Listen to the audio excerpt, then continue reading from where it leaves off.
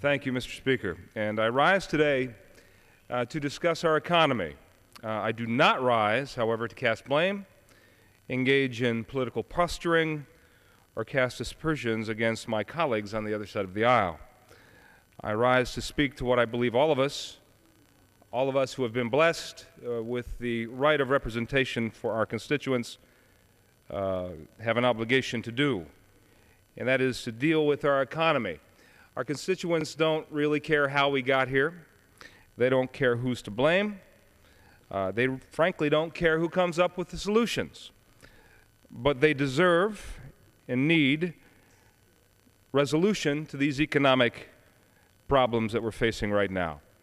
What our constituents on both sides of the aisle deserve is vision. Vision of the future, a vision of a new economy. Back in Ohio's 18th Congressional District, Mr. Speaker, things are especially difficult. It is the area known as Appalachian, Ohio, consisting of 16 counties, 16 of the poorest counties in the state of Ohio, with the highest unemployment rates, the highest poverty rates, and with those high poverty rates come the manifestations of poverty, including hunger, homelessness, the breakdown of the traditional family unit, a lack of access to health care, a lack of access to education.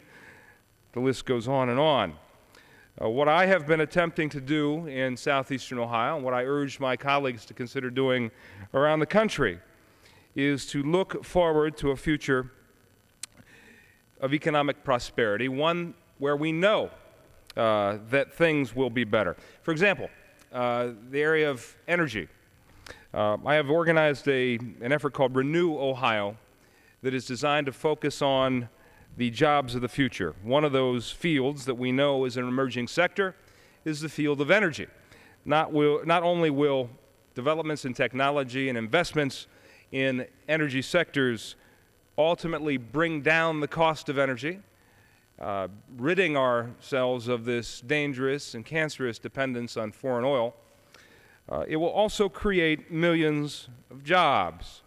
It is obvious and it is promising. Another sector, healthcare. Because of the aging nature of our society, we know that there will be future prospects for employment in the field of healthcare. Another sector, technology. By bringing broadband, for example, to unserved and underserved areas of America, we're going to be advancing opportunities for economic growth and bridging the divide that exists right now in rural America when it comes to access to health care and education. And finally, agriculture.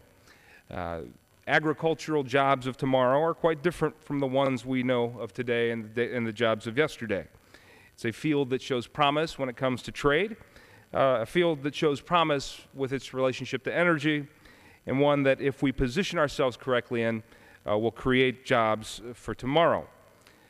This crisis that we are dealing with in this country, which has become very personal to every American, is one that we must address without regard to partisan politics. Our constituents clearly are ahead of Congress on that issue.